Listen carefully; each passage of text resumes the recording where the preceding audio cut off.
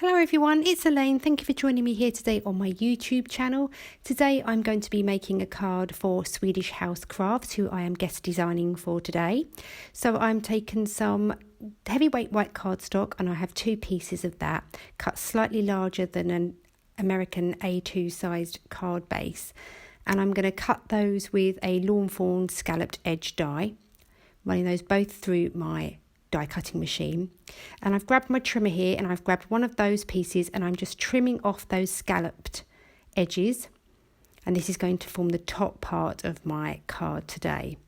Taking another Lawn Fawn die, I'm using the quilted backdrop die and I'm going to be running this one through my die cutting machine like so. And then probably the most time consuming part is popping out all those little pieces.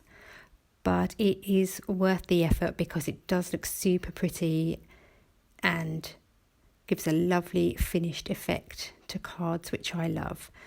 I'm taking another die here. This one's an MFT scalloped frame die and I'm going to run that through my die cutting machine, and this is going to start forming my focal area for my stamps today, which are Paper Nest Dolls elephants. And you'll see those later on in the video. Using that die again to cut just a plain white frame.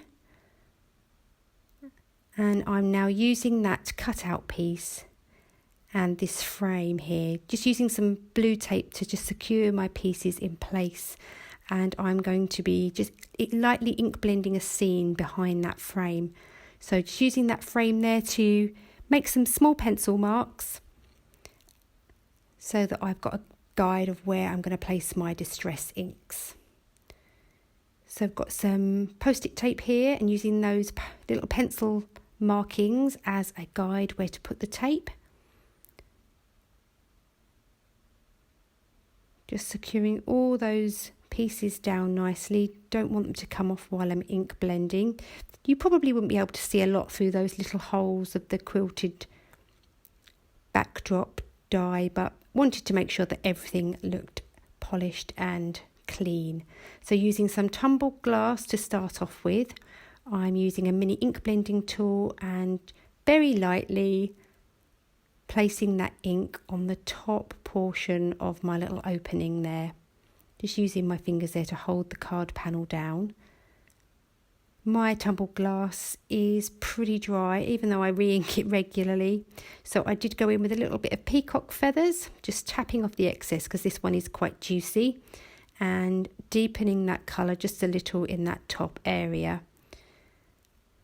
Bringing it down slightly further than the tumbled glass. Then I'm going to take my evergreen bough, again just tapping it off on some scrap paper onto the side, and this is going to form my grassy area.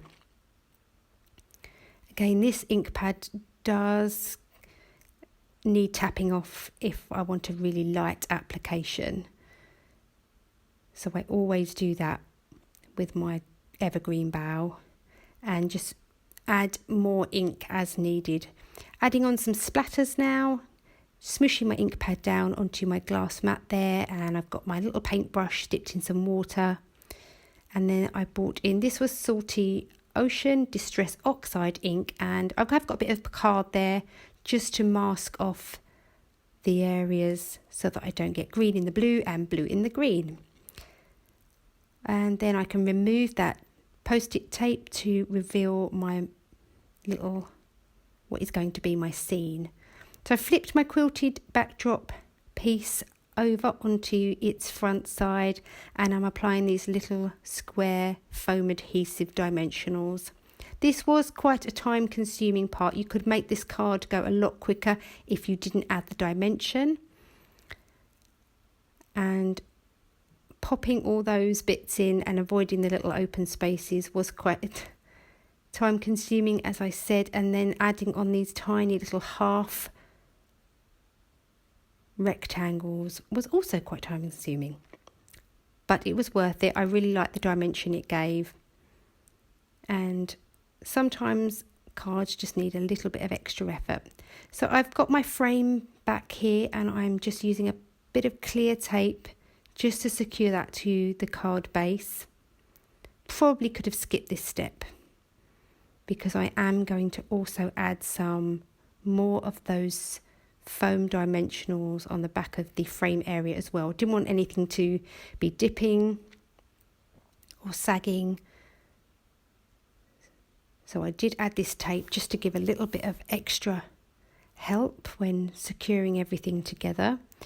And now just to give my edges of the card a little bit more something, I felt like they might sort of fade into the background because the background is also white. I just took this is a makeup brush that I use, but I've dipped it into some picked raspberry distress ink and I'm very lightly inking up the edges. And I took my time over this. I didn't want to bring the colour in too far and I didn't want to over ink it, so I did take my time with that. Here I'm just adding on a few more of those dimensionals to the frame piece, and then you can see all my little foam pieces on the back. Now's the time to remove all the little adhesive backings. I used a pair of tweezers for this. I found this process went much quicker using my tweezers, and now I'm just adhering that panel to the scalloped panel for my base. It's just securing everything down, pressing it firmly. And this piece sat on my desk for quite a while. I couldn't quite work out my next step, but I did decide that I thought another little mini frame inside would look really nice and cute. And when you see my stamped image, you'll see that this little frame actually frames up my little image really nicely. It would have got a little bit lost if I'd have just left it inside that big frame. So just to add a bit more dimension, I'm gluing another outer frame and then another smaller frame, just to make them sort of be slightly raised and draw your eye to my little image. So this is the image I am using today, and I'm guest designing for Swedish House Crafts, who are distributors for Paper Nest dolls here in the UK.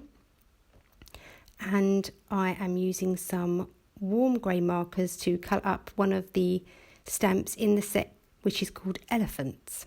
So there are 5 or 6 elephants in the set, and I'm just using one today. I did create a tag for my project as well, but mainly focused my project on the card. So I'm using some warm grey markers for my little elephant and just taking my time to blend these. Just starting off with the darkest marker and then coming in with some lighter ones and then repeating the process just to get a nice smooth blend. Using some RVs in the ears. I thought they had a nice greyish tone to them, which went well with the elephants. Just blending that pink out with some W0. Make sure everything looks nice and soft. Now, I don't often use vibrant colours in my cards. I do find them a bit scary, but today I decided to give my elephants a really nice vibrant dress and bow. So I'm using my V markers, which I sometimes do find a little bit difficult to blend, and this jump from V06 to V01 was quite a big jump, so I do use the tip to tip method just to help me blend those two colours together. And I was happy with how that worked out. That seemed to blend quite nicely once I used that method.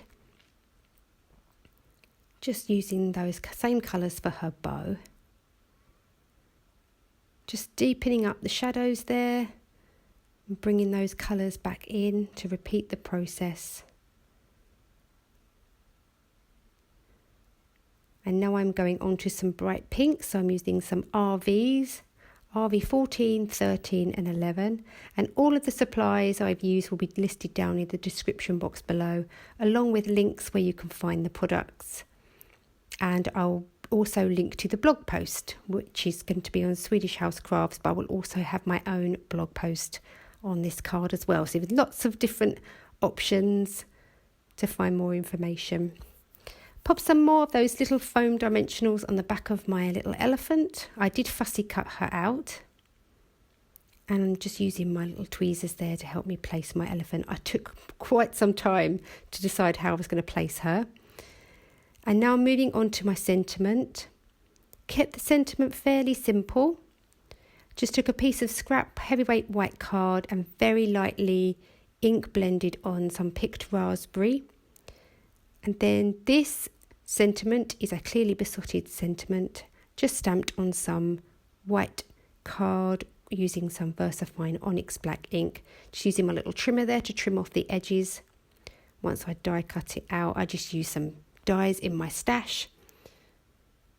Just layering up the sentiment onto that pink card piece there, using some liquid adhesive to secure that to the card. Now I'm securing the whole thing to an A2 sized card base. And once that had set and dried securely, I went in with some Nuvo liquid shimmer pen and some black glaze pen on the eyes. Some little white dots with the gel pen for the cheeks. And then I did go in and use my Nuvo shimmer pen on the frames, just to add a little bit more sparkle. And that's my card almost complete. I did add these little pink hearts using the leftover cardstock from the picked raspberry piece I inked up, and just popping each one at the end of the beginning and the end of the sentiment, using my little glaze pen there to give a little bit of shine on those die cuts. And then they also added these little corner pieces. These are from the Quad Collage die by CC Designs, and I just secured those to the corners. And here's that little tag that I created as well. I hope you enjoyed my video today. Please be sure to check out the Swedish House Crafts blog and the products in the shop, and I look forward to seeing you next time. Thank you so much for watching. Take care. Bye bye.